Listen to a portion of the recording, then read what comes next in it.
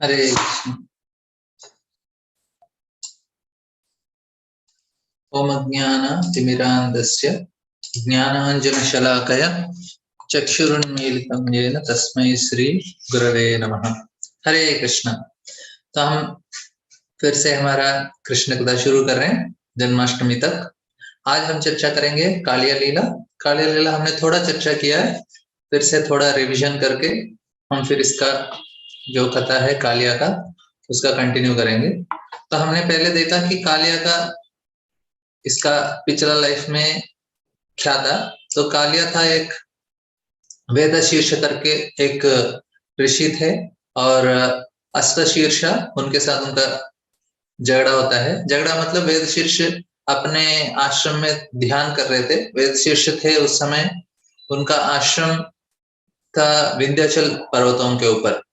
उस समय अष्टशीर्ष उधर आते हैं, वे भी थोड़ा ध्यान करना चाहते हैं। तो वेदशीर्ष बहुत गुस्से से बड़ा सांस लेने लगते हैं कि आप मेरे प्लेस में क्यों आए। तो अष्टशीर्ष बोलते हैं अरे आप तो एक सर्प की तरह ईर्ष्यालु हैं, तो आप सर्प बन जाइए। तो फिर वेदशिष्य को श्राप देते हैं कि आप कौवा बन जाओ। तो भगवान उधर प्रकट हो जाते हैं, बोलते देखो देखो नहीं नहीं नहीं, भक्तों के बीच में कभी झगड़ा नहीं होना चाहिए। आप इस प्रकार से आप एक दूसरे को माफ कर लीजिए, क्योंकि दोनों मेरे लिए बहुत प्रिय हैं और इस प्रकार से झगड़ा करना सही नहीं है। भक्तों के बीच में इस प्रकार से ईर्ष्या द्वेष नहीं होना चाहिए, क्योंकि योग्यता नहीं होगा। आपको भगवत धाम जाना है, भगवत धाम जाना है तो हमको सही तरह से अच्छे गुणों को हमको स्वीकार करना है और अच्छा प्रवर्तन होना चाहिए, हमारे अंदर अच्छे बर्ताव होना चाहिए। इस प्रकार से हम भगवत धाम जाएंगे, क्योंकि भगवत धाम में जो भी सारे लोग होते हैं उनके अंदर सारे अच्छे गुण होते हैं। मतलब जिधर जाना है उसके लिए योग्यता भी बहुत जरूरी होगा। अभी मैं अमेरिका जाना चाहता हूँ तो उससे पहले टोफल जीआरई का एग्जाम लिखा जाता है। टोफल जीआरई में क्या होता है कि आपको उधर का भाषा ठीक तरह से सीखना चाहिए, अंग्रेजी, ताकि आप उनसे बात कर सके, उनके साथ आपका व्यवहार अच्छा हो। इस प्रकार से वे एग्जाम कंपलसरी कराते हैं और बेसिकली आपको इतना मार्क आना चाहिए, तब जाके उधर आपके लिए प्रवेश होगा। अभी उसी प्रकार से भगवान के धाम जाना है तो हम भगवान के जो धाम में जिस प्रकार के लोग हैं उनके जैसे हमारा गुण भी होना चाहिए, तब जाके हमको उसके अंदर प्रवेश मिल सकता है। अभी हमको क्या करना चाहिए, भगवत धाम में जो लोग हैं उनका जो गुण है उसके बारे में समझना चाहिए। अरे ये लोग इस प्रकार से हैं। बहुत पहला सबसे बड़ा चीज है कि वो एक दूसरे को माफ कर देते हैं, ये बहुत बड़ा चीज है। और दूसरा है एक दूसरे के ऊपर जजमेंट नहीं होता, कि उसको हम लोग मापने का प्रयास नहीं करते कि कितना बड़ा आदमी है, छोटा आदमी है, गलत आदमी है, सही आदमी है। इस प्रकार से नाप तोल नहीं होता है। ये हमारे लिए बहुत जरूरी है कि हम इस प्रकार से जो भगवत धाम में है उनके गुण हमारे अंदर आए, इसका हमको प्रैक्टिस करना है। और भगवान आके इधर वेद शीर्ष और शीर्ष इनको बोलते हैं कि आप इस प्रकार से झगड़ा मत कीजिए और एक दूसरे को माफ कर दीजिए। लेकिन अभी बोलते हैं अभी तो श्राप तो मिलेगा ही मिलेगा, आपका तो सर्प बना ही है। अभी फिर क्या करेंगे इस अभी स्थिति में, तो अभी सर्प बन ही गए, अभी इससे छुटकारा कैसे प्राप्त किया जा सकता है, इससे बच कैसे जाएंगे। वो बोलते हैं ठीक है अब बन गए, लेकिन आपको मेरा कृपा मिल जाएगा। अभी जो ये होता है वैवस्वत मनवंतर में, उस अभी चक्षुष मनवंतर में बहुत सारा समय बीत जाता है। उसके बाद वैवस्वत मनवंतर में भगवान बोलते हैं जब मैं कृष्ण का रूप में आऊंगा तो आपको मेरा कृपा मिल जाएगा, इस प्रकार से। और अब सर्प होने के नाते आपको गरुड़ से भी डर लगेगा, लेकिन गरुड़ से आप डरने की जरूरत नहीं है। उसके बाद भूषंडा नाम एक भूषंडा बनते हैं नीलाचल पर्वत के ऊपर, और वो राम जी के भक्त बन जाते हैं। और उसके बाद रामायण पढ़ते हैं राम जी को। इस प्रकार से अभी कालिया और शेषनाग के बारे में हमने चर्चा की कि किस प्रकार से दोनों वो प्रजापति दक्षा और कद्रु के बेटे के रूप में पैदा होते हैं। शेषनाग और सारे सर्प एक्चुअली कद्रु प्रार्थना करते हैं अपने पति के अच्छा सेवा करने के बाद। जब अपने पति प्रसन्न हो जाते हैं तो बोलते हैं क्या चाहिए मुझे, मुझे ऐसा बच्चे दीजिए जो बहुत ही शक्तिशाली हो, 60,000। तो उनको 60,000 सांप चाहिए थे। अभी अलग अलग लोगों का अलग अलग टेस्ट होता है, कोई बोले सांप किसी को बच्चे कैसे चाहिए, नहीं नहीं उनको ऐसे साधारण सांप नहीं है, जो शेषनाग ऐसे बड़े बड़े वासुकी ऐसे बड़े बड़े सर्प हैं। और अलग अलग लोगों का अलग अलग टेस्ट होता है। अभी बोलेंगे आपने क्यों इस प्रकार से कपड़ा पहना है, हमारा टेस्ट है हमारा कपड़ा पहनने का। अमेरिका जाएंगे, यूरोप जाएंगे, अलग लोग अपना अपना खाने का, रहने का, और कुछ और चीज करने का, घर का अलग अलग अपना टेस्ट के हिसाब से घर का कलर देखिए, घर में रखने का सामान देख लीजिए, अपना अपना टेस्ट से करते हैं। तो उसी प्रकार भी कद्रू का टेस्ट इस प्रकार से है कि उनको सांप चाहिए, बहुत अच्छा लगता है। तो उन्होंने बोला मुझे ऐसे पुत्र चाहिए। तो कर्दम मुनि के द्वारा कश्यप मुनि के द्वारा उनको इतने पुत्र दिए जाते हैं। तो वनिता उनकी सौतेली जो पत्नी है, तो वो बोलते हैं मुझे सिर्फ 2 बच्चे दे दीजिए, लेकिन ये 60,000 है ना, इनसे भी पावरफुल चाहिए। तो उनको गरुड़ जी और अरुणा का उनको जन्म होता है। तो इस प्रकार से कंपटीशन होता है, उसके हिसाब से उनके बच्चे भी मिल जाते हैं।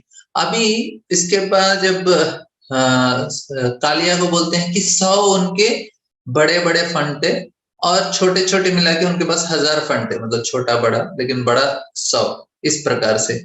और बोलते हैं कि जो अनंत शेष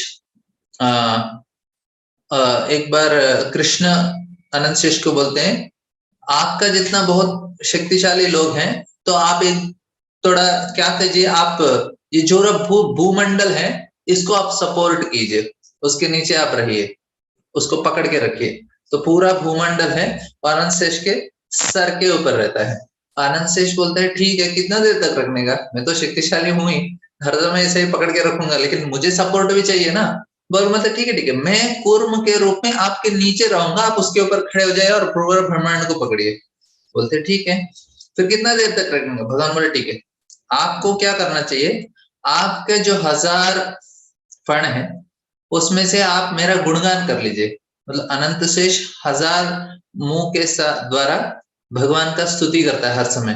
तो भगवान एक कंडीशन रखते हैं, देखो जिस दिन मेरा स्तुति खत्म हो जाएगा ना, उस दिन आपको मैं छुट्टी दे दूंगा। तो अनंत शेष बोलता है ठीक है, छुट्टी तो मिल रहा है, एक ना एक दिन तो मिल ही जाएगा।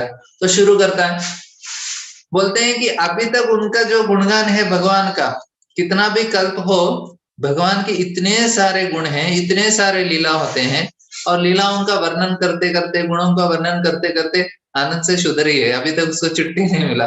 ऑफकोर्स उस सेवा में उनको बहुत आनंद भी है, क्योंकि आनंद कैसे आ रहा है, सेवा से नहीं आ रहा है, क्योंकि भगवान का गुणगान कर रहे हैं। जो भी भगवान का गुणगान करते हैं, कोई भी परिस्थिति में हो, अब उनके लिए बहुत ही आनंददायक होता है। ऑफकोर्स भगवान ने उनको शक्ति भी दिया उतना, तो भगवान के भक्त हैं, भगवान का सेवा में उनको आनंद आता है, भगवान के भक्ति में उनको आनंद आता है। तो इस प्रकार से वो भगवान का गुणगान करते हैं और बताते हैं कि किस प्रकार से उन्होंने भगवान का स्तुति किया है। कभी भी बोलते हैं कि भगवान का गुणगान करते समय भगवान का इतने सारे कैसे गुण हो सकते हैं, क्योंकि एक लीला का वर्णन बहुत काल तक किया जा सकता है, क्योंकि उधर एक एक चीज अनंत है, भगवान अनंत है, उनका लीला अनंत है, अलग दृष्टिकोण होता है, अलग अलग, और भगवान का लीला कभी रुकता नहीं है, इस प्रकार से। अभी उसके बाद कालिया का अनंत शेष का इस प्रकार से होने के बाद फिर कालिया, तो कालिया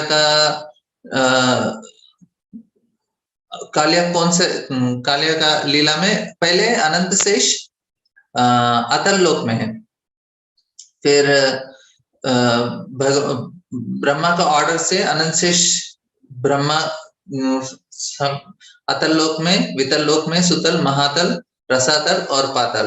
तो अभी बोलते हैं कि कालिया रम्य का द्वीप में था, और हमने ये भी कहानी सुना कि किस प्रकार से गरुड़ जी आते थे, सारे सर्पों को मारते थे। अभी सर्पों को मारते समय वे जाते हैं ब्रह्मा जी के पास, बोलते हैं कि हमारा बहुत इनसिक्योर हो जाए, कभी भी गरुड़ आता है मारता है, क्योंकि गरुड़ जी ऐसे किसी को मारते हैं तो उनका उद्धार हो जाता है, क्योंकि महान भक्त हैं गरुड़ जी, भगवान के वाहन हैं। तो गरुड़ जी ने किसी का संहार किया तो उस व्यक्ति का उद्धार हो जाएगा, उसको ब्रह्म ज्ञान मिलेगा, मुक्ति प्राप्त होता है। एक बार ऐसा होता है कि गरुड़ जी एक सर्प को उठा लेते हैं, और उठाते उठाते वे गंगा के ऊपर से जा रहे थे, तो थोड़ा नीचे से गंगा का बहाव है, तो उनका उड़ना थोड़ा नीचे से हुआ, उसके वजह से क्या हुआ, ये सर्प गंगा को स्पर्श करता है, तो करते ही उसको चतुर्भुज प्राप्त हो जाता है, गंगा का पानी को छूते ही, क्योंकि भगवान के चरणामृत है, तो सर्प अपने आप चतुर्भुज में उसका परिवर्तन हो जाता है। वो मरने वाला था, उसने सोचा भगवान का स्मरण किया, उसका भाग्य में अच्छा था, और गंगा जल भी उसके सर पे लग गया तो चतुर्भुज आता है। तो गरुड़ी उसको तुरंत अपने पीठ में बिठाते हैं और वैकुंठ लेके चले जाते हैं। इसको तो चतुर्भुज आ गया, उसका उद्धार हो गया।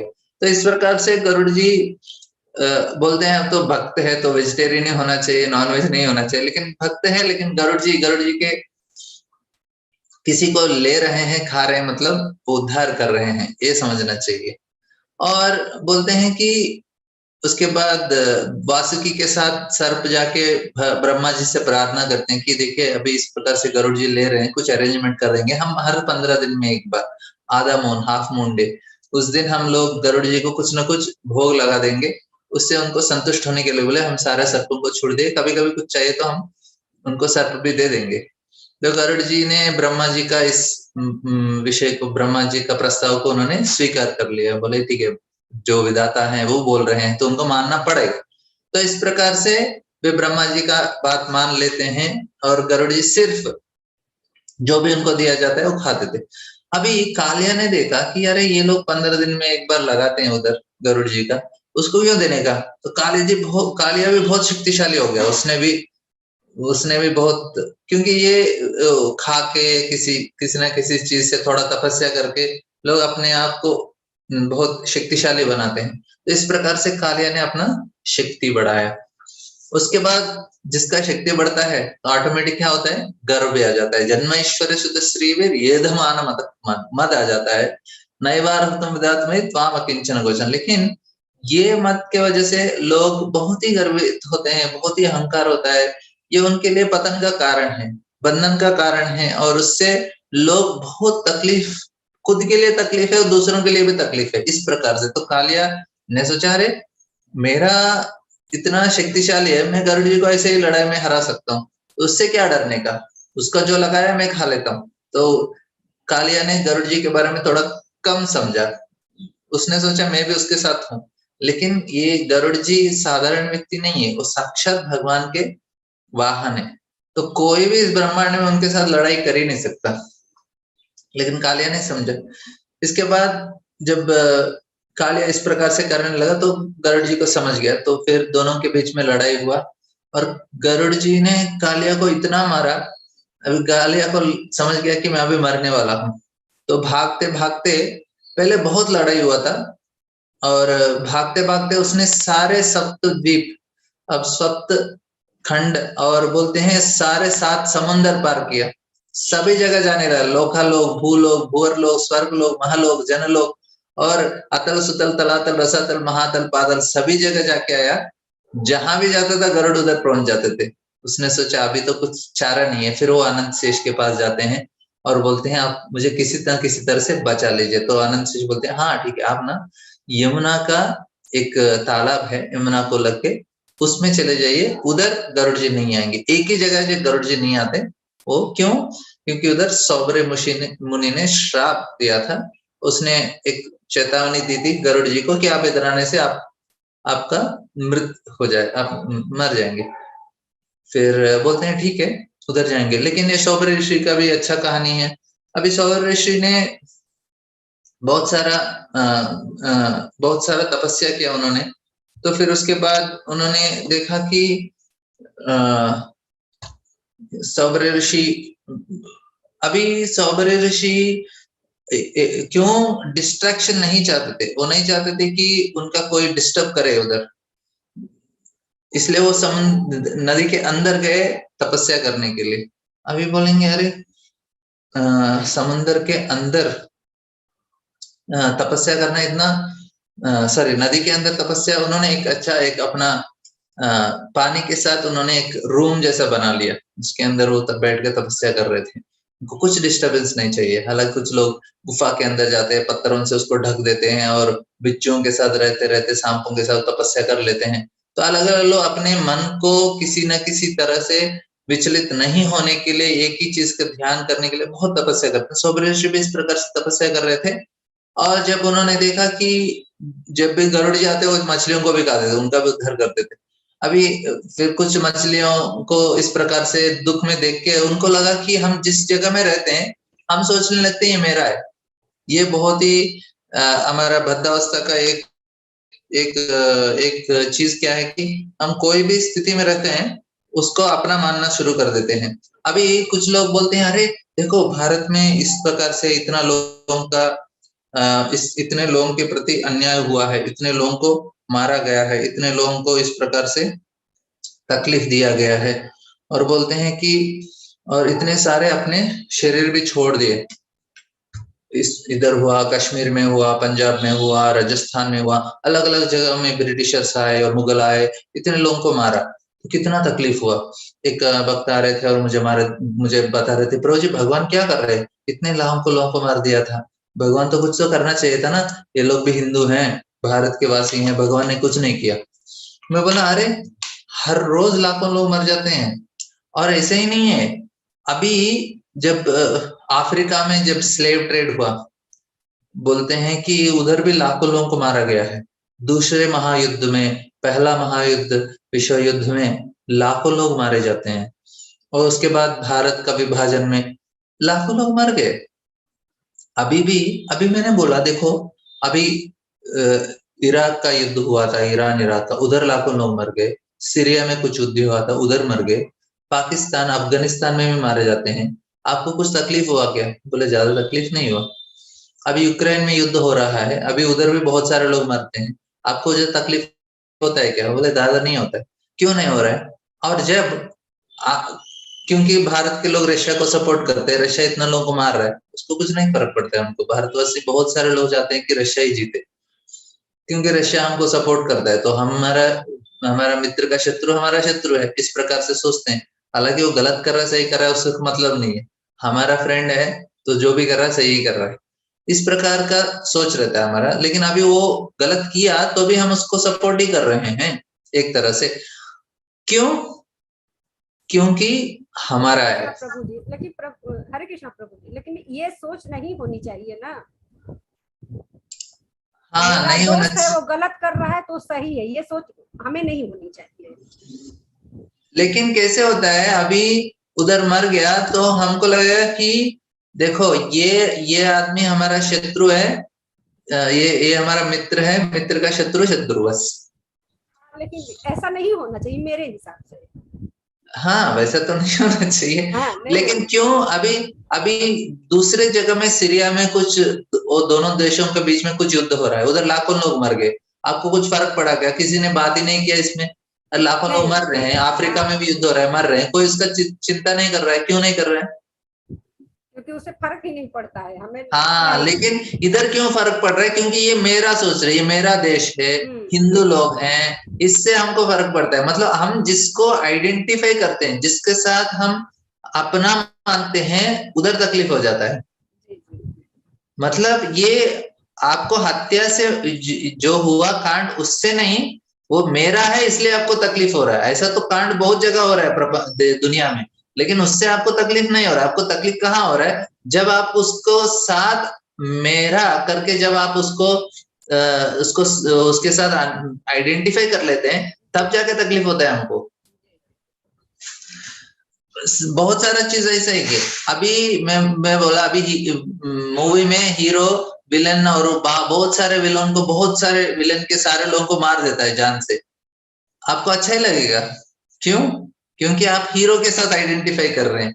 हम सोचते हैं मैं हीरो हूं और हीरो अच्छा आदमी है, हमारा आदमी है, सभी लोगों को मार देना चाहिए। इतना लोगों को मारा, आपको फर्क नहीं पड़ेगा, छोटा भी बड़ा उसने उड़ा दिया तो अच्छा ही लगेगा। क्यों? आप जिसके साथ आइडेंटिफाई कर रहे हैं वो हिसाब से। इसमें अभी हम भारत के साथ जब युद्ध हुआ था, दूसरे देश पाकिस्तान के, बांग्लादेश के साथ हमारे, जब बांग्लादेश पाकिस्तान के साथ हमारा युद्ध हुआ, हमने भी उनके लोगों को मारा, लेकिन हम बोलेंगे हम सही है। अभी कितना भी, अभी उसके भी जिसको मारते हैं उनके भी बीवी बच्चे होंगे, फिर भी हमको फर्क नहीं पड़ेगा, बोलेगा ठीक है उसके बीवी बच्चे होंगे, रोने दो, लेकिन वो गलत है बस। क्योंकि हम जिसके साथ आइडेंटिफाई करेंगे वो हमारे लिए बहुत मायना रखता है, उसी आसक्ति के साथ हम अपना जीवन जीने का प्रयास करते हैं। और बहुत सारा चीज लोगों को हम लोग अपना जो मेरा मानता हूं, मेरा घर में कैसा है, मेरा देश का कैसा है, मेरा कैसा है, इसको देहात्म बुद्धि बोलते हैं। देहात्म बुद्धि मतलब शरीर और आत्मा, इसको अपने खुद के साथ तुलना करना, इसको देहात्म बुद्धि। ये देहात्म बुद्धि में हमारा पूरा जीवन चला जाता है और बहुत मुश्किल है इससे बाहर निकलना। और इससे नहीं निकलेंगे, फिर से देहात्म बुद्धि, और एक देश में रहेगा, और एक जगह रहेगा, और एक परिवार रहेगा, उसके साथ ही हमारा अनुभव रहेगा। हम लोग को साधना करना चाहिए। साधना किस लिए करना चाहिए कि हम समझ जाएं ये देहात्म बुद्धि से बाहर निकलना चाहिए और मैं भगवान कृष्ण का भक्त हूँ और मुझे कृष्ण का सेवा सही चीज है, वो आत्मा के लिए है। और जब तक हम ये समझ नहीं पाते, हम साधना नहीं किया, बहुत सारे लोग बोलते हैं प्रभु जी हमको ना बहुत तकलीफ हो जाता है, ये जीवन बहुत तकलीफ हो जाता है, हमको कभी कभी लगता है हमको भी आश्रम में आके रहना पड़ेगा। जरूरत नहीं है आश्रम में रहने का, लेकिन साधना करना जरूरी है। आश्रम में रहो, कहीं भी रहो, लेकिन आपका मन जब तक ये देहात्म बुद्धि में है कभी सुधरेगा नहीं। हम लोग इसी में फंस जाएंगे। साधना एक ही चीज है जो हमको इसमें से बाहर निकाल सकता है। हमको साधना करना चाहिए, इसे बाहर निकलने का प्रयास करना चाहिए, ये बहुत जरूरी है। अभी कोई लोग बोलते हैं प्रभु जी अभी 60 साल हो गया, 50 साल हो गया, हमारा तो कुछ नहीं हो रहा है, हम तो भगवान का स्मरण करना चाहिए, लेकिन कर नहीं पाते क्योंकि पहले से साधना नहीं किया। एटलीस्ट आपको सीरियसली करना पड़ेगा साधना, तब जाके लोग को कितना भी तकलीफ हो जाता है। बहुत लोगों को अपने परिवार से बहुत तकलीफ होता है, लेकिन कुछ कर नहीं पाते, साधना नहीं करते, विश्वास नहीं होता भगवान के ऊपर। साधना के ऊपर विश्वास होना चाहिए, भगवान के नाम के ऊपर विश्वास होना चाहिए, तब जाके हम लोग इससे बाहर निकलते हैं। देखिए नहीं तो हमारा जीवन बर्बाद हो जाता है। क्यों बर्बाद है? क्योंकि आपको 60-70 साल हुआ, लेकिन ये मोह से तो, माया मोह से तो बाहर निकले ही नहीं। माया मोह से नहीं निकले मतलब जीवन क्या हुआ? व्यर्थ हो गया। जब तक माया मोह से हम लोग बाहर नहीं निकलते, हमारा जीवन व्यर्थ है। कैसे निकलेंगे? जब तक साधना नहीं किया, हमने भगवान का नाम ध्यान से जप नहीं किया, जब तक जप नहीं करते, भगवान का स्मरण नहीं करते और उनका हमारे मन में उनके प्रति कुछ भाव नहीं होता, हम लोग इससे निकल ही नहीं पाएंगे। क्योंकि इतने सारे पकड़ के रखे हैं हमारे अंदर, हमारा जो उसके प्रति आसक्ति और लगाव इतना ज्यादा है कि हम उससे निकलना बहुत मुश्किल है। ऐसा एज से नहीं निकलेगा क्योंकि मैं इतना साल हूँ, ठीक है अभी बुढ़ापे में निकल जाएगा, नहीं निकलेगा ऐसा। क्योंकि उसके बाद हमको अलग शरीर मिलेगा और उसमें कंटिन्यू करेंगे हम लोग। सिर्फ हमारा शरीर हमको एलो नहीं करेगा। हमारा शरीर क्या बोलते हैं उसको, एलो नहीं करता कि भोगने के लिए, इसलिए हम लोग थोड़ा रुक जाते हैं। कितना दिन रुकते हैं? मरने तक रुक जाते हैं, फिर अगला शरीर प्राप्त होता है, फिर शुरू हो जाता है हमारा।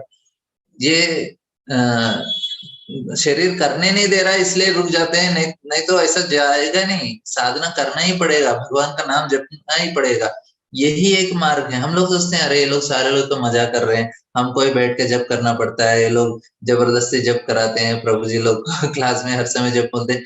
हमें ही नहीं, किसी को भी बाहर निकलना है भौतिक संसार से, किसी को भी मन का तकलीफ से बाहर निकलना है, उसको जब करना ही पड़ेगा।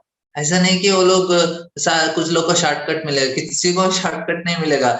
जो जितना व्यक्ति अपने आप को शरीर और मन के साथ, उसके साथ वे क्या बोलते हैं आइडेंटिफाई कर रहा है, सोच रहे मैं मन शरीर हूँ, उसको तकलीफ होना ही होना है, क्योंकि मन कंट्रोल नहीं रहता है। हालांकि कितना भी हम मन को जितना भी चीज देते हैं, मन कभी भी बोलेगा कमी है, उसको उसका कमीपन ही रहेगा, उसको कभी उससे बाहर नहीं निकल सकता मन, कितना भी दीजिए। क्योंकि मन बना ऐसा है हमारा, क्योंकि वो सात्विक है। जब तक भगवान के चरणों में नहीं है, मन को कोई कंट्रोल नहीं कर सकता। कितना भी दीजिए उसको कम। करोड़पति है, बहुत बहुत सारा करोड़ है, रुक जाएगा का पैसा कमाने में? और कमाएगा। क्यों? क्योंकि मन नहीं रुकता। पैसा जरूरी नहीं है उसको, लेकिन मन के लिए सब कुछ कमी पड़ता है। पूरा दुनिया दे दो, मन बोलेगा मुझे दूसरा दुनिया चाहिए। बोले पूरा पृथ्वी दे दो, बोले स्वर्ग चाहिए अभी, और स्वर्ग मिलेगा बोलेगा और कुछ चाहिए। हिरण्यकशिपु को ऐसे ही हालत था। प्रहलाद महाराज को पूछते हैं अरे तुमने क्या सीखा? बोलते हैं अरे हिरण्यकशिपु बोलते हैं तत्साधु मन्ये सुरवर्य देहिना सदा समुद्विग्न दियाम असत गृहाय।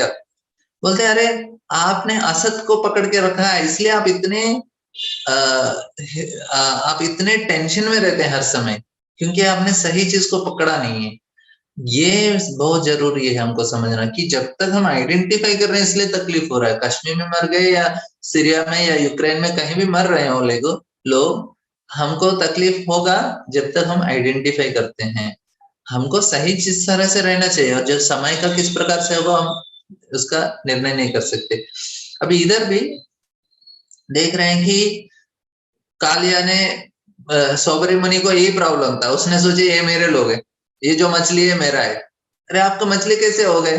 वो तो भगवान के, क्योंकि सौबरी ऋषि बहुत सालों से तपस्या कर रहे थे नदी के अंदर, उसने सोचा ये मेरा नदी है और ये मेरे फैमिली वाले हैं और गरुड़ जी आ रहे हैं उसको खाने के लिए।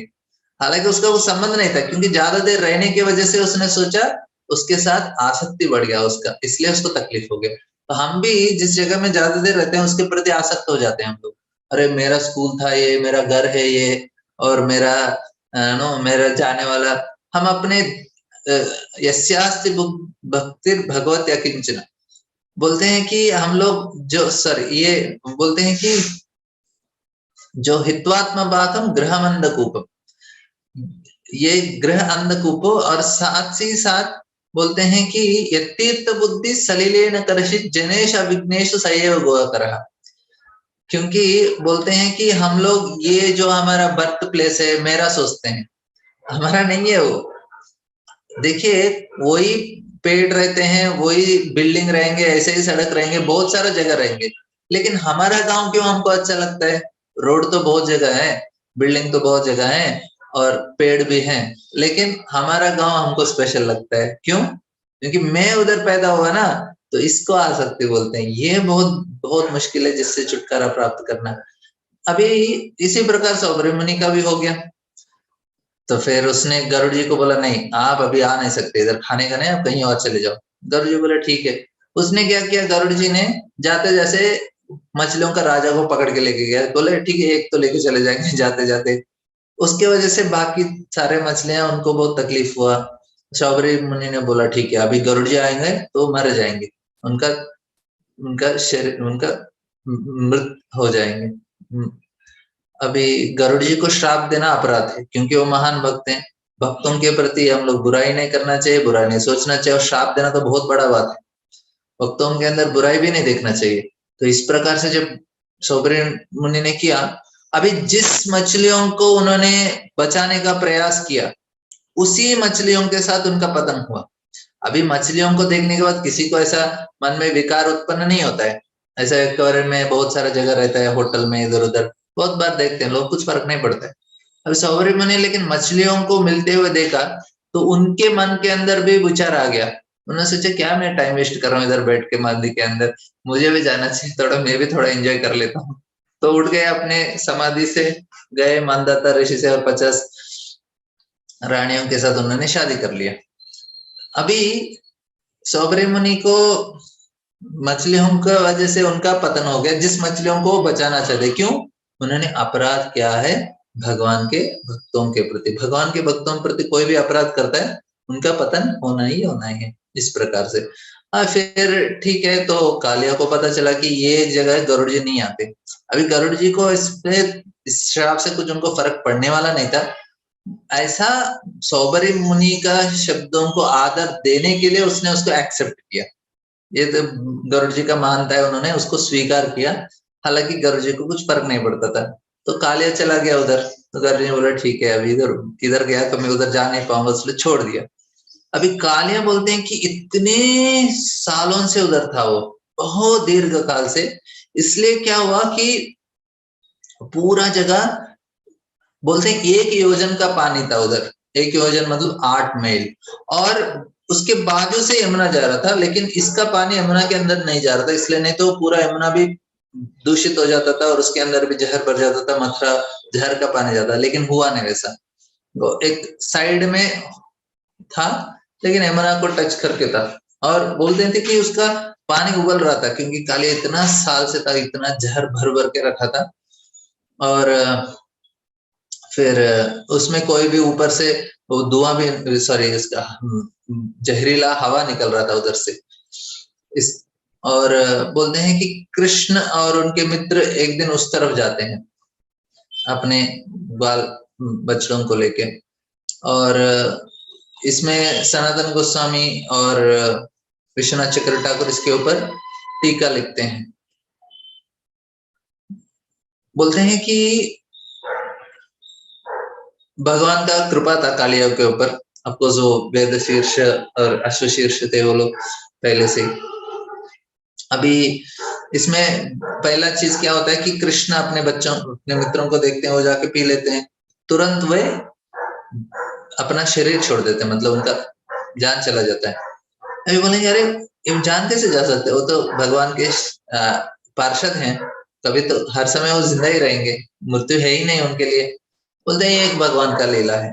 और ऐसे साधारण किसी को जिंदा देना है, लेके आना है, भगवान को अपनी इच्छा से लेके आते थे, लेकिन इधर भगवान ने ऐसे नहीं किया, अपना दृष्टि से उनको वापस लेके आए उनके शरीर में, क्योंकि वो अमृत का एक दृष्टि दे रहे थे उनको, तो इस प्रकार से।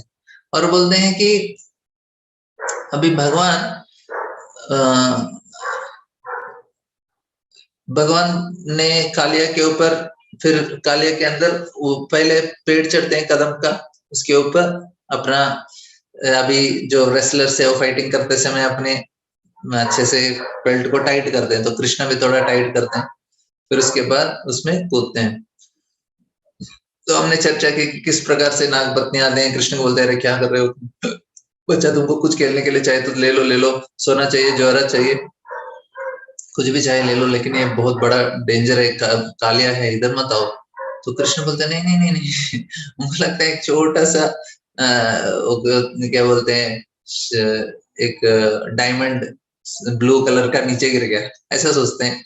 फिर कृष्ण बोलते नहीं नहीं, मैंने अपने मित्रों के साथ बैठ करके आया कि मैं कालिया को मार के आऊं फिर कालिया के साथ कालिया आता है, उसको समझ में आया कि मुझे कोई ललकार रहा है, तो कालिया आता है और कृष्ण के साथ लड़ाई करता है, उसको लपेट लेते हैं।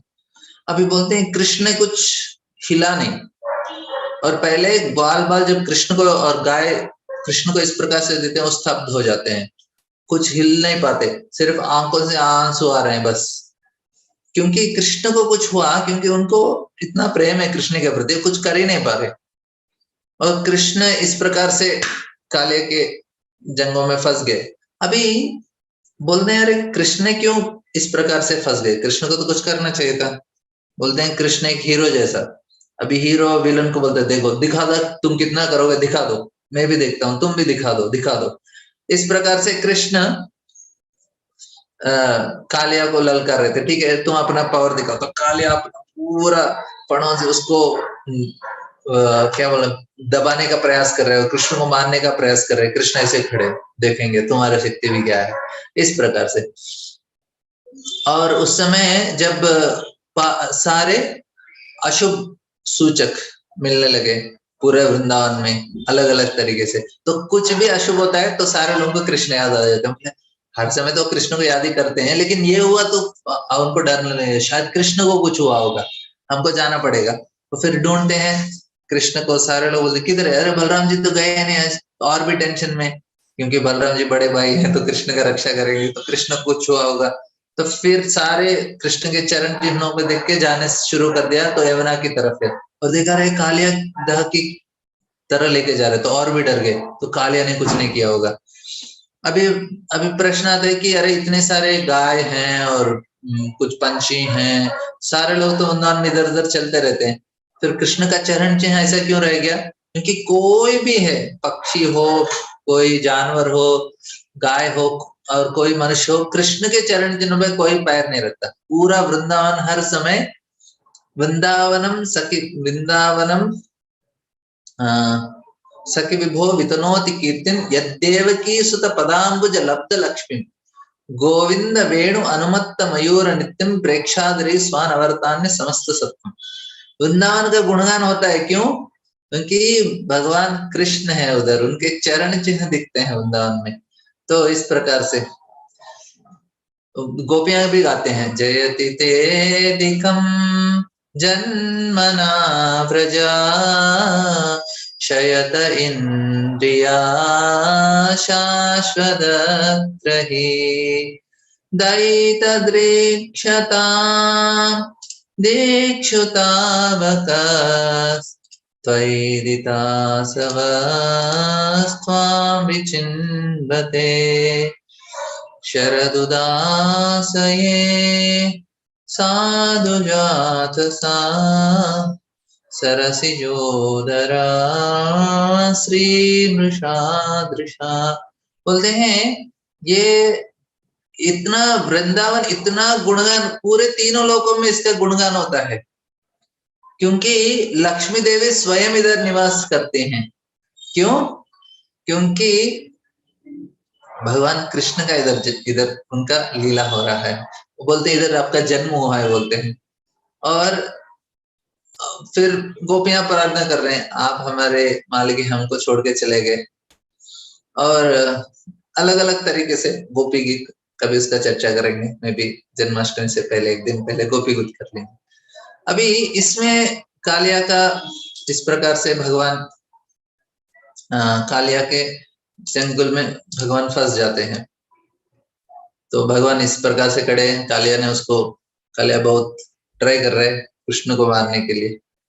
अभी बोलते हैं कि योग माया का कृपा से जो कृष्ण के बाल बाल हैं वो उनका शरीर छोड़ देते हैं, ऐसे तो कालिया कुछ कर नहीं पाएगा उसको। अभी बोलते हैं कि अभी कृष्ण के फ्रेंड्स ने सोचा, अरे हम लोग जिंदा कैसे हो गए, हम तो मर गए थे।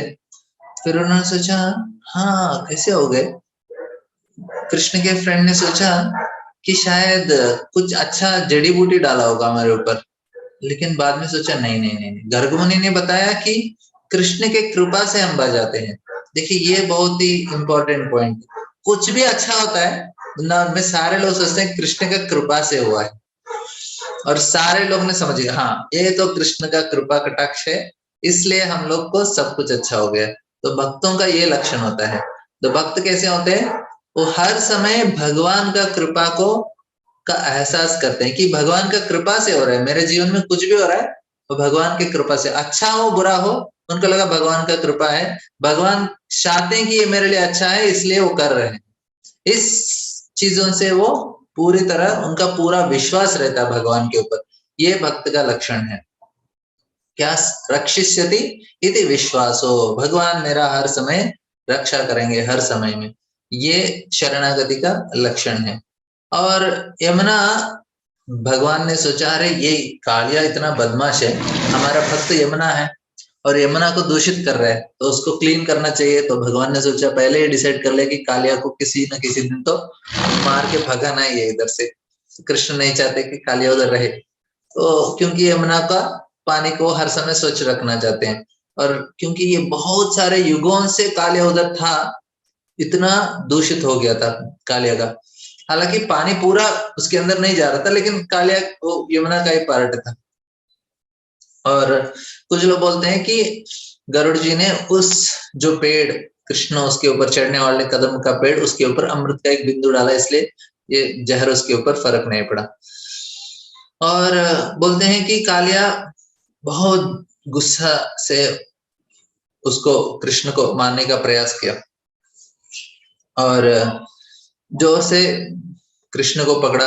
अभी उसके बाद जब ब्रजवासी आए, उनका जब बलराम जी आए तो बलराम जी ने सोचा अरे कृष्ण ने मेरे साथ इतना खेला भी नहीं, और इतना बड़ा दुष्ट है कालिया और उसके साथ इस प्रकार से खेल रहे हैं, कभी मुझे ऐसा मौका ही नहीं मिला, मैं सिर्फ ऐसे लेटा रहता हूँ, भगवान आते हैं सोते हैं चले जाते हैं, और कभी कभी मुझे ब्रह्मांड को उठाना पड़ता है, इस प्रकार से लीला कर रहा हूँ अंशेष के रूप में। लेकिन भगवान ने इतना बदमाश है ये कालिया, इसके साथ इतना भगवान इतने अच्छे लीला कर रहे हैं। तो ये देख के बलराम जी थोड़े हैरान हो गए, और बलराम जी बोलते हैं कि मुझे तो ऐसा मौका नहीं मिला, और बलराम जी हंसने लगे। और उनको अभी भगवान का इच्छा नहीं कि बलराम आए उनको रक्षा करे, भगवान सोचे अभी मुझे करना है, क्योंकि भगवान क्यों कर रहे हैं और एक भी कारण है, मैं आगे बताता हूँ। अभी बलराम जी ने सारे लोगों को पकड़ के रखे, क्योंकि जब उनको देखा सारे जो ब्रजवासी है बहुत सारे लोग उनके यमुना के अंदर जाने का प्रयास कर रहे थे, तो बलराम जी उनको रोक रहे थे। और पहले जब ब्रजवासी आए तो बच्चों को पूछते हैं क्या हुआ, तो बच्चे कुछ बोल ही नहीं पाते, सिर्फ ऐसे देख रहे हैं और आंखों से आंसू आ रहा है। और जब ब्रजवासी ने उनको देखा वो भी स्तब्ध हो गए, वो भी कुछ नहीं बोल पा रहे थे। और कुछ ऐसा हुआ कि कुछ गोपियां बात कर रहे थे, उन्होंने बोला वे बोल रहे थे, कुछ ने सोचा ये कैसे हो सकता है, कृष्ण का कृष्ण का ही लीला हो सकता है, ऐसा कुछ लोगों ने सोचा। लेकिन बहुत सारे लोगों को लगा कि पूरे तीनों जगह आग से जल रहे थे, क्योंकि उनको लगा उनका जो कृष्ण से दूर होना इतना उनके लिए दुखदायक है, वो सहन नहीं कर पाते। और बोलते हैं कुछ लोग कि यशोदा माई बोले सारे लोग हम लोग यमुना में चले जाएंगे, इसी तरह से हमको बिना कृष्ण का हमको वापस आना उस जरूरी नहीं है वृंदावन में। अभी सूरज के बिना आकाश क्या होगा, दिन क्या है, चंद्रमा के बिना रात क्या है, और वृंदावन कृष्ण के बिना वृंदावन, इस जंगल में हमको नहीं जाना है, हमको कृष्ण के पास जाना है, हम भी अपना शरीर छोड़ देंगे, हमको नहीं चाहिए। वो बोलते हैं यशोदा आप तुम अभी भी जिंदा हो बोलते हैं कि कृष्ण का इस प्रकार से हालत देखे। और सारे इस अभी लेकिन कृष्ण उनको रोक रहे थे। बोले कैसे रोका उन्होंने? कृष्ण 3 प्रकार से रोक रहे थे ब्रजवासियों को यमुना के अंदर आने के लिए, क्योंकि वो भगवान है, उनका शक्ति। एक प्रकार से वो अपने बातों से रोक रहे थे कुछ को, और अपने शक्ति से रोक रहे थे, कृष्ण उनको आने नहीं दे रहे थे। और कुछ लोग अपने अपने नजरों से देख रहे थे, कृष्ण उनको रोक रहे थे। थोड़ा उनका हर समय कृष्ण का वह स्माइलिंग फेस होता है, तो इस प्रकार से देखने से कृष्ण अपने स्माइलिंग फेस से आ नहीं पा रहे थे यमुना के अंदर, तो उधर ही बेहोश होके गिर गए थे बहुत सारे ब्रजवासी। इस प्रकार से आचार्य बताते हैं, सुखदेव गोस्वामी बताते हैं। और अभी कोई भी जा नहीं पाया, इतने सारे लोग आए लेकिन कोई जा नहीं पाया यमुना के अंदर, ये बहुत बड़ा चीज है। कोई भी जा सकता था पानी के अंदर, लेकिन कृष्ण ने सभी को कंट्रोल करके रखा है, सभी लोग देख रहे थे। और 48 मिनट्स तक, और कालिया इतना गुस्से में था, इतना ट्राई कर रहा था, लेकिन कुछ कर नहीं पाया। बोलते हैं उसकी आंखों से भी जहर निकल रहा था कालिया का, इतना जहरीला था।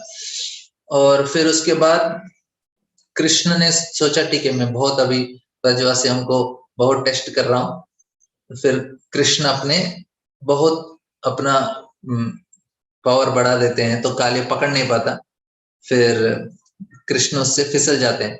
तो कृष्ण इस प्रकार से भागते हैं पानी के अंदर, तो कालिया उनके पीछे पीछे पीछे पीछे घूमते घूमते घूमते उसको चक्कर आ जाता है।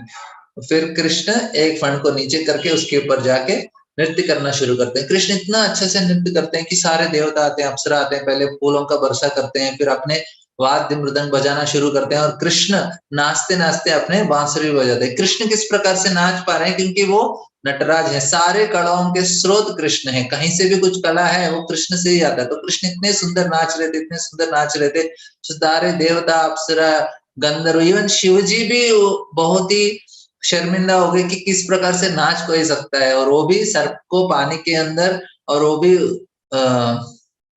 फणों के अंदर, इतना जो जहरीला है उसको मारने के लिए। तो कृष्ण इतना सुंदर नाच रहे थे।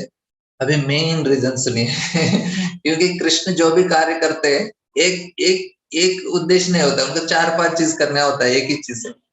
अभी विश्वनाथ चक्रवर्ती बोलते हैं कि उन्होंने अपना डांसिंग स्किल क्यों, अपना इतना डांस क्यों दिखाना चाहते हैं, ये मेन आइडिया। अभी हम चर्चा कर रहे थे कि मूवी लोग कॉपी करते हैं, तो कृष्ण को बहुत कॉपी कर लेते हैं, कृष्ण का लीला तो और भी कॉपी करते हैं। कैसे कॉपी करते हैं? कृष्ण ने सोचा रे ये ब्रजवासी के लड़कियों ने मेरे बारे में इतना बार सुना है कि मैंने इतने असुरों को मारा है, इसको मारा है, मैंने प्रलंबासुर को मारा है, सॉरी वत्सासुर को मारा है, अघासुर को मारा है, बकासुर को मारा है, लेकिन कभी देखा नहीं उन्होंने। छोटे छोटे लड़कियां हैं, अभी कृष्ण को इम्प्रेस करना है, उनको दिखाना है देखो मैं इतना बड़ा हीरो हूँ। अभी मूवी में हीरो हीरोइन को अट्रैक्ट करने के लिए क्या करता है, वो नाचता है, गाता है। ये कहाँ से आइडिया? ये तो कृष्ण का आइडिया है। तो कृष्ण का ने पहले स्टार्ट किया, लड़कियों को अट्रैक्ट करना है तो क्या करना चाहिए, अच्छे से गाना चाहिए और अच्छे से नाचना चाहिए। तो कृष्ण कालिया के ऊपर नाच रहे थे और बांसुरी बजा रहे थे, और इतना मधुर इतना सुंदर कि देवता भी स्तब्ध हो गए।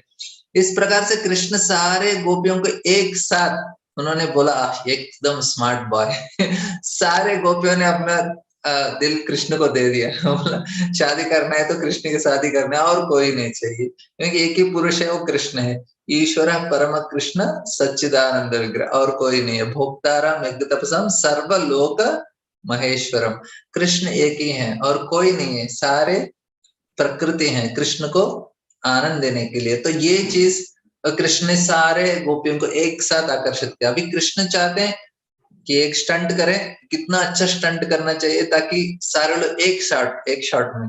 ये भगवान का लीला होता है। इस प्रकार से विष्णु चक्र ठाकुर बताते हैं कि कृष्ण ने इस प्रकार से लीला किया था उनको अट्रैक्ट करने के लिए, क्योंकि मौका मिलना चाहिए ना उनको भी कुछ तो दिखाने के लिए। तो भगवान हर जगह में लीला इस प्रकार से अलग अलग तरीके से कर रहे हैं अभी। लेकिन नीचे कालिया को तो बहुत तकलीफ ही हो रहा था, क्योंकि कृष्ण का एक एक स्टेप कालिया को एक वज्र की तरह शक्तिशाली हो रहा था। इतना दर्द हो रहा था, कालिया को सहन नहीं कर पाए। फिर उसके बाद कालिया पहले जहर उसके मुंह से निकला था, उसका जहर उल्टी कर रहा था, उसके बाद खून निकलना शुरू हो गया, क्योंकि कालिया सहन नहीं कर पाए। इतना तेज से प्रहार हो रहा था कृष्ण का पैर से, इतना तकलीफ हो रहा था, वो सहन ही नहीं कर पाया। बाद में धीरे धीरे धीरे पूरा उसका शक्ति चला गया। और पहले जो कालिया पत्नी है, उन्होंने प्रार्थना किया था, वे प्रार्थना करते हैं, उन्होंने सोचा ठीक है ये बदमाश है, इसको अच्छा ही हो रहा है। लेकिन बाद में देखा कि अरे ये कालिया अभी सुधर गया, उसके मन के अंदर परिवर्तन हो गया। कालिया समझने लगा शायद कृष्ण भगवान है, तब तक वो असुर था। तो नागपत्नियां फिर आगे भगवान से प्रार्थना करने, भगवान बोलते हैं भगवान दे आपने मेरे पति को इस प्रकार से आपने उसको अहंकार का चोर चोर कर दिया। कालिया का पत्नियां बोलते हैं कि भगवान ये अलग अलग तरीके से वो अपने पूरे गहने फूल फल के साथ आ जाते हैं उनको, और अपना डेकोरेशन भी नहीं होता, ऐसे भागते भागते आ जाते हैं कि भगवान है।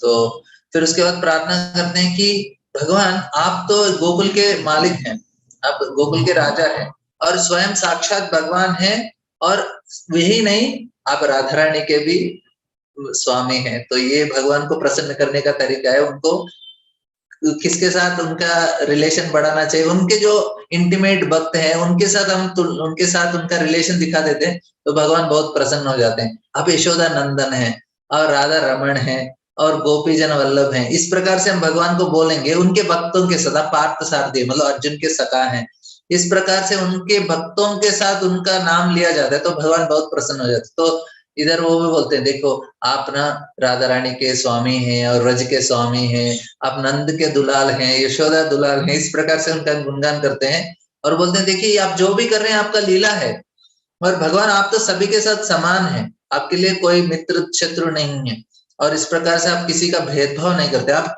इस प्रकार से कालिया को आप पनिशमेंट कर रहे हैं, ये भी आपका एक कृपा ही है। और बोलते हैं कि आप इस प्रकार से सारे दुष्ट शक्तियों को दमन करने के लिए आप अलग अलग लीला करते हैं, आप परम सत्य हैं। और बोलते हैं कि ये इस प्रकार से आप कालियों का कर रहे हैं, इसके लिए बहुत बड़ा वरदान है। हम इसका एहसान अब समझ नहीं पा रहा है कि आपका कृपा कितना है कि जिस व्यक्ति को आपका चरणों का स्पर्श करना दर्शन करना ही इतना बड़ा सौभाग्य है, लेकिन आप इस कालिया इतना बड़ा दुष्ट व्यक्ति है, इतना पाप किया है, इसको इस प्रकार से कृपा मिल रहा है।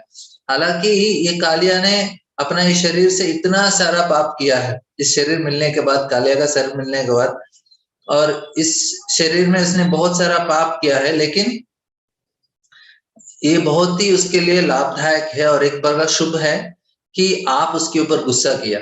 आपके गुस्सा भी कृपा ही है, क्योंकि भगवान गुस्सा करने से कालिया को क्या हुआ, भगवान का चरण कमल का स्पर्श हो गया और उनके अंदर से पूरा जहर चला गया।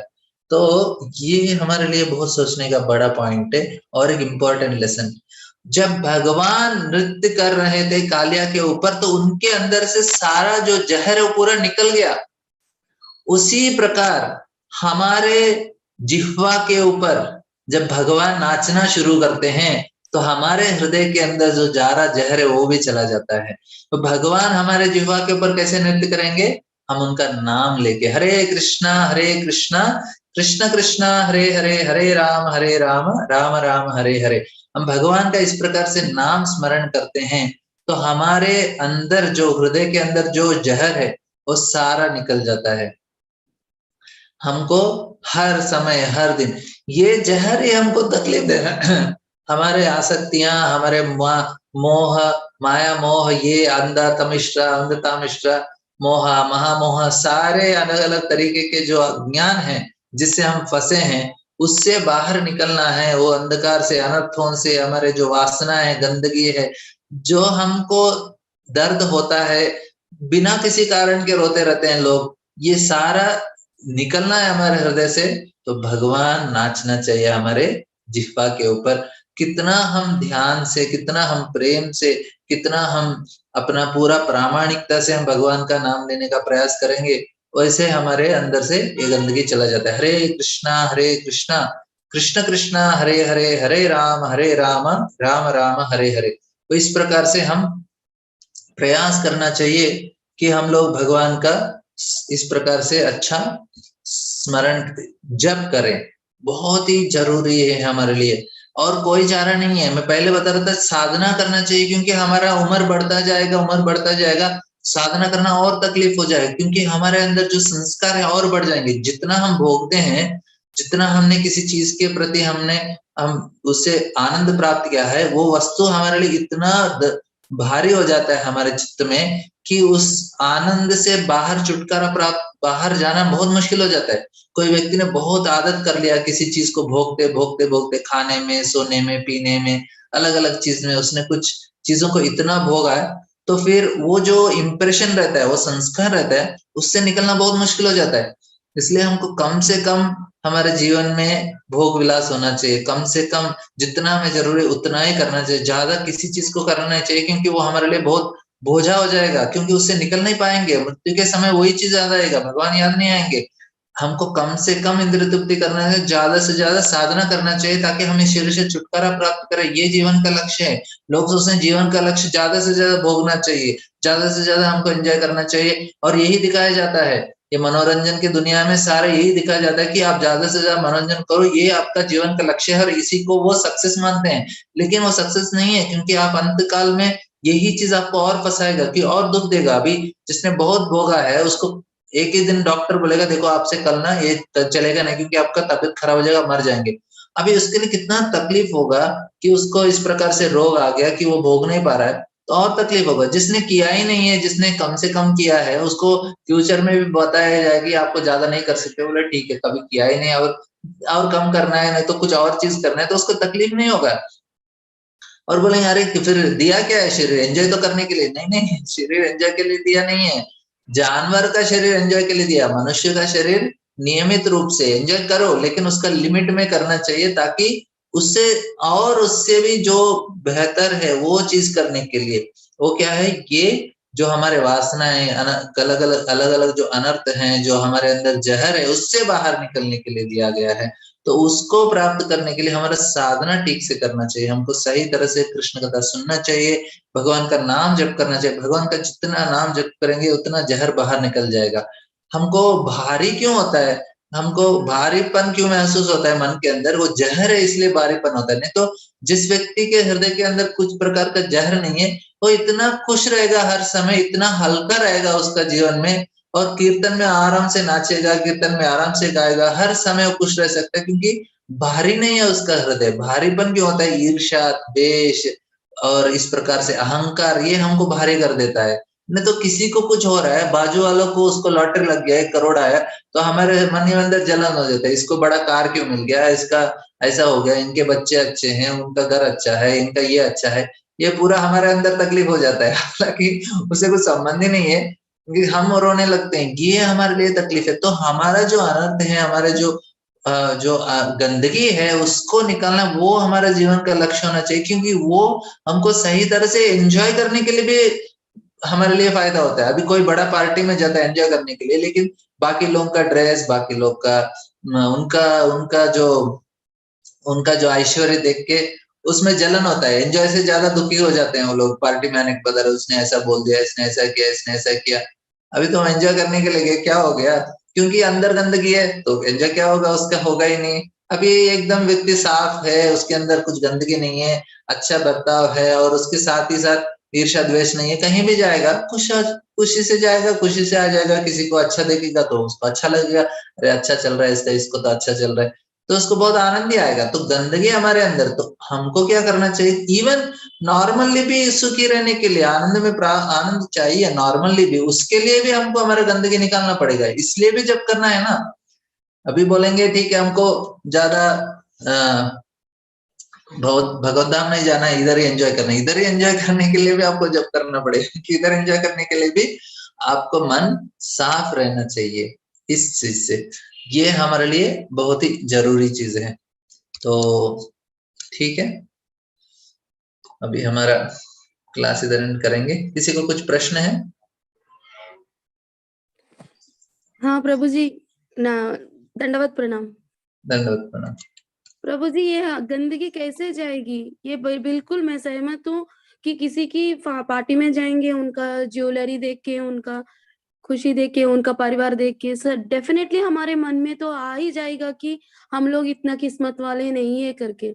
हमारा किस्मत को कोसते कोसते हम अपने आप को, कभी कभी मैं अपने आप को कोसती रहती हूँ कि मैं क्यों इतना गुड लक नहीं बन पा रही हूँ, भले ही मैं अच्छी हूँ। आपका गुड लक बहुत है मत जी, इसलिए आप कृष्ण कथा अटेंड कर रहे हैं, कृष्ण आपको बचा रहे हैं।